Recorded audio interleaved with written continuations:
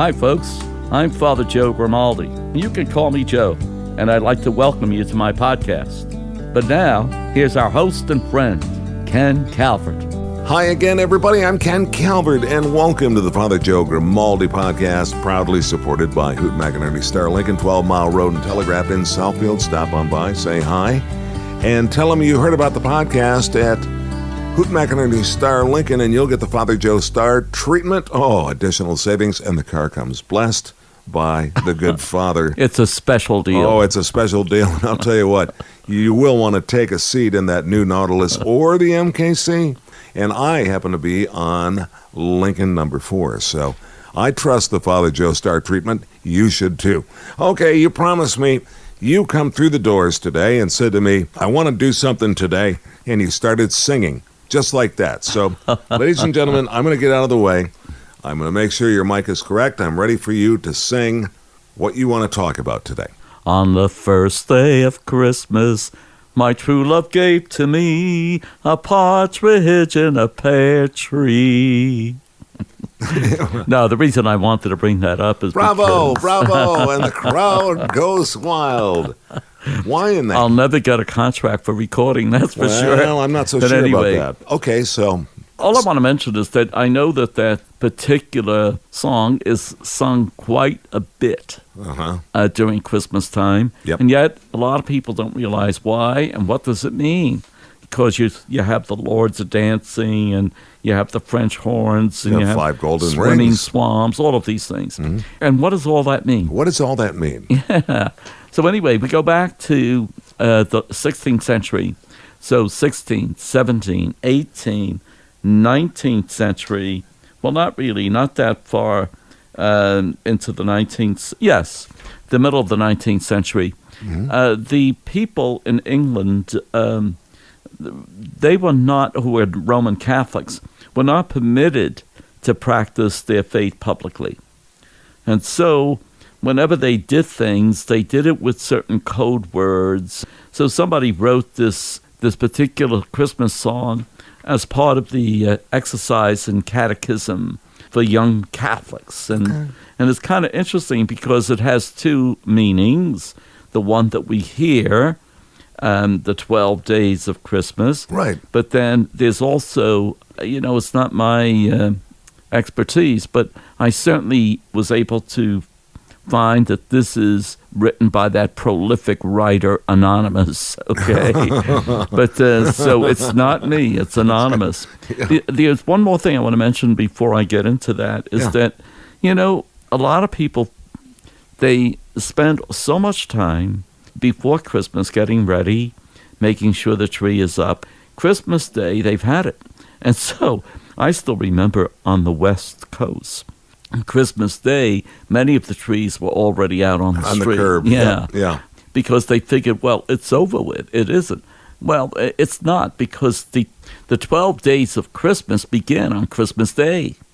And I don't think people realize that. And liturgically, within the church, they celebrate Christmas every day after Christmas, not before. Before, of course, it's Advent, leading right up to Christmas Eve. But it's starting on Christmas Day is when we have the 12 days of Christmas. Well, the first one deals about a partridge. Now, what the heck's that all about? Well, basically, the partridge in a pear tree is Jesus Christ himself. Huh. The 2 turtle doves. Yeah, well, okay. Why? What do you think they were? Can you guess? The Holy Spirit. Nope. 2 turtle doves. Old Testament. Old Testament, New Testament. New Testament. Terrific. I didn't know there was going to be a quiz. Son of a gun. Okay, now I'm nervous. There's always surprises at these podcasts.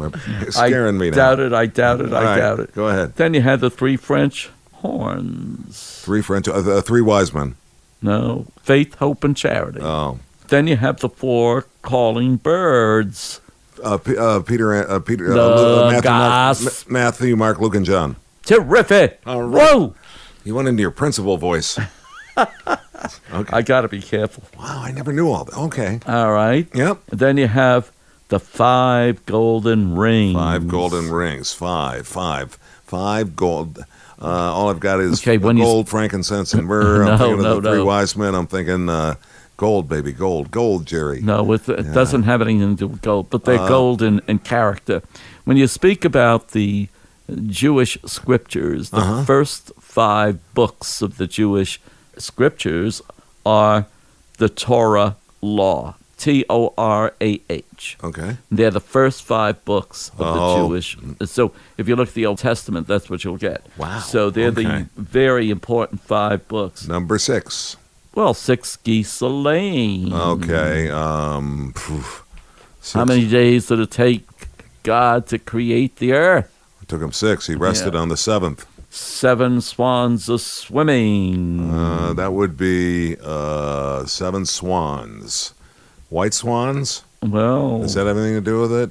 not They're really. swimming. It's prophecy, serving, teaching, exhortation, contribution, leadership, and mercy. The 7 gifts of the Holy Spirit. Okay. I'm liking this. Then you have the 8 maids of milking. Well, 8 maids. The 8 maids eight- are the 8 maids. Of No, the 8 Beatitudes. Oh, The Sermon on the Mount. oh, 9 ladies dancing were the 9 fruits of the Holy Spirit. As little kids, we have to remember those. I couldn't really do it myself right now. I have to look at it. So it's love, joy, peace, patience, kindness, goodness, faithfulness, gentleness, and self-control. Those are the 9 fruits of the Holy Spirit. never mind. I'm going to add something to this later. Add, please. I'm going to add, no, underneath it. It's going to Okay. be rolling underneath Then it right you have now. the 10 lords a leaping. Yeah, okay, this one I have no clue. 10, Lords, 10. 10 Co- 10 You commandments. got it, 10 commandments. Why are they leaping? Well, they're just, they had a code, if you Okay. want. Then you have the Because they're 11. shouting it out. Do not kill. All right. Then you have the 11 pipers piping. 11 pipers piping. That's what a piper does. Well, Jesus had 12 disciples. Yes, he did. But he ended up with only 11. 11. Okay. So it's the 11 faithful disciples. Oh, wow. And then 12 drummers drumming. 12 drummer. Oh, well, they added a 12th apostle. No, but that wasn't it. It basically, the Apostles' Creed has 12 points in it. And so, anyway, the reason why this is all in code, because they couldn't openly practice their Catholicism. And in order to teach the children what all of this was, they came up with on the first day of Christmas and so on. Yeah. Wow. It's as simple as that. Who wrote it? Do you know? No, Oh, no. that's right. Anon. I forgot. It was anonymous. If you look something up now, if you look for a quote, instead of anonymous, they just have ANON. Is that right? Yeah, Anon? yeah. They just say That means soon, doesn't it? Well, I don't. You're the Latin teacher, not me. Yeah, it says anon next to it, and I found that fascinating. Same way I found CE replaced AD. Yeah. Yeah. That one I still think we could do a whole podcast on. I'm fascinated by this. Totally fascinated by this, and I think it's going to be perfect to run on the day that it's going to run because of the fact that we are already getting into a supercharged mode to get ready for the festivities surrounding Christmas. But the thing I want to underline is the fact that the first day of Christmas is Christmas Day. That is the first day, yes. And people take that for granted. You are so right about the Christmas trees at the curb. And we open our gifts on Christmas, and that's it. Yeah. Oh, no, look what I got, socks again. Yeah, right. Well, some of us too.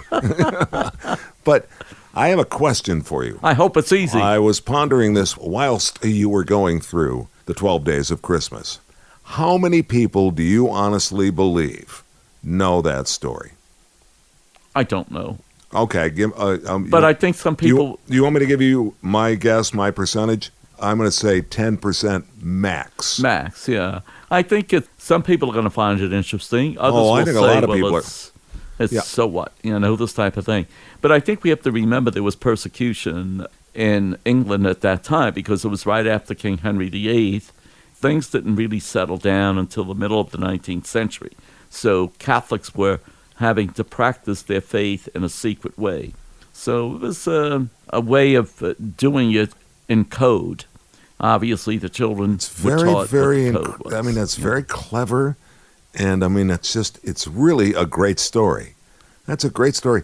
And I don't remember, Joe, in grade school ever being told that as a kid. I don't remember that story. Yeah. They may have. If they don't, I think they should. I think that would be a really, but you know what? Here's one that I can tell you. I think that somebody like you should tell the kids that story. Because you do it so well, and you have some fun with it. I do. Plus, the next time Father Joe does it, and we're going to make him do it again without the explanation, we're going to make him sing the whole thing. song. And I'm going to find a guitar player that's going to come over and help you out. I'm going to try to. I have one that's Hawaiian. Do you? Yeah. Can you sing it in Hawaiian? Well, I'll show it to you. I mean, I don't have it with me right now, but I do have it somewhere. Wow. I'll have to find it because that's awesome. It's funny. It really is. You spent a lot of time in the Hispanic community. Do they have their own version of the 12 Days of Christmas? They treat Christmas in a whole different way. Yeah. The posada, for example, where people go knocking on strangers' doors trying to find some rest, and because of Jesus' mom and dad could not find a place to give birth, and so Mary and Joseph go to the first door and the second door and so on. And at each door they get something to eat or something to celebrate. So they make that it's called a posada. Yeah. And they anticipate somebody from the community coming by and knocking on their door. Sure. That's great. They do a lot of these things.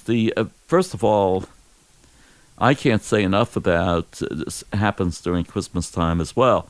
The only statue of Mary that I know of that seems to indicate that she was pregnant is Nuestra Señora de Guadalupe, Our Lady of Guadalupe. Mm-hmm. It's a beautiful, beautiful image of a mother, ready to give birth. And it's a feast that's unparalleled in the Mexican community, but also in the South American community. I always enjoyed the novena that started before December 12th, which is the feast of Our Lady Guadalupe.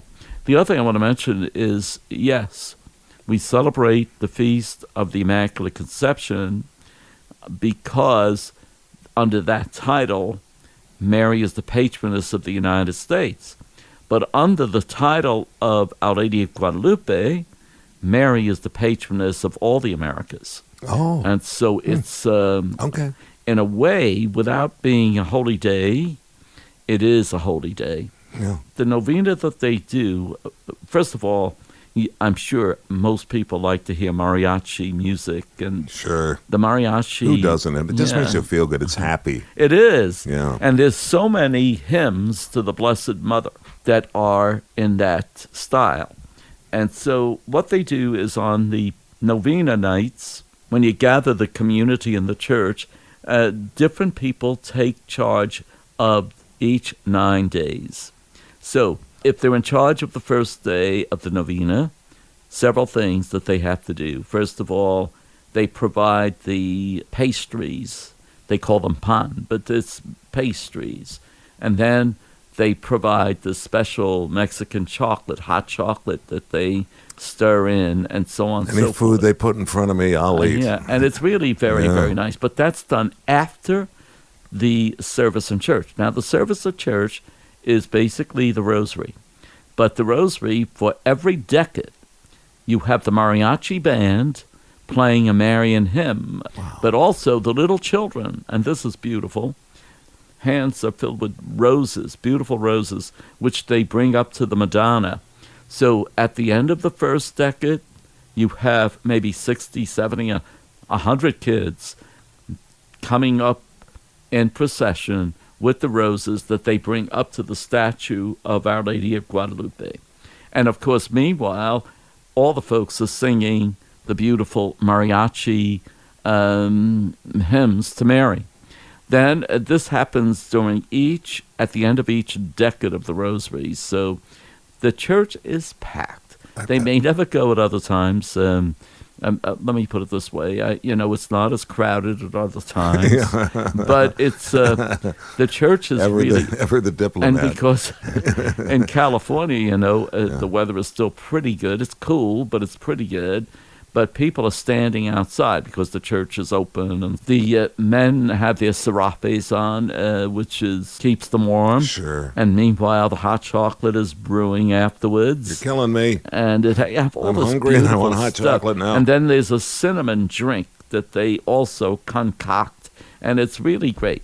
But anyway, to make a long story short, it's what a beautiful celebration. Then when we get to the 9th day of the novena, they say, we want to be the first to greet Mary.